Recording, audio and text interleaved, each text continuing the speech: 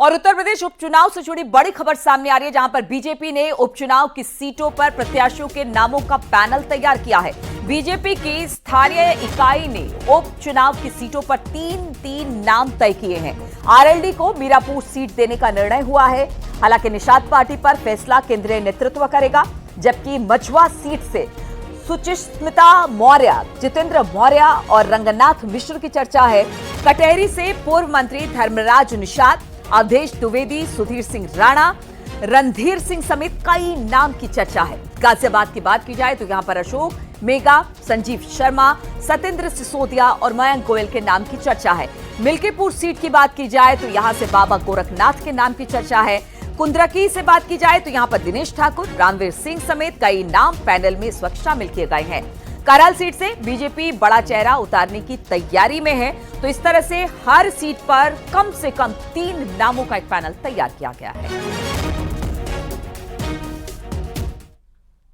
और उत्तराखंड में ऑनलाइन सरकारी सेवाएं बंद होने के मामले में बड़ी खबर आ रही है। 2 अक्टूबर को हैकरों ने 186 से ज्यादा सरकारी वेबसाइट को हैक कर लिया था और मेल के जरिए फिरौती के तौर पर मोटी रकम मांगी थी, जिसके बाद मामले में साइबर थाना देहरादून में मुकदमा दर्ज हुआ था।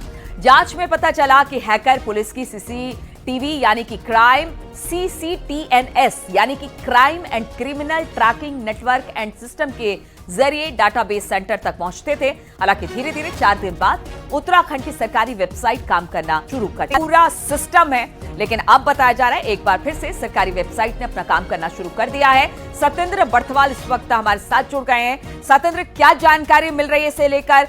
क्या हैकरों का कुछ पता चल पाया? क्योंकि अब कहा जा रहा है कि सिस्टम एक बार फिर से पटरी पर लौट रहा है, लेकिन एक बड़ा सवाल यह भी है कि आखिर किस तरह से इन हैकरों ने यह काम किया। बिल्कुल नीलू, पिछले अगर हम 7 दिन की बात करें तो उत्तराखंड का जो सरकारी सिस्टम था, जिसमें ऑनलाइन जो सेवाएं थी, सभी बाधित थी। जिसका बड़ा कारण ये था कि इन सिस्टमों को पूरा हैक हो चुके थे।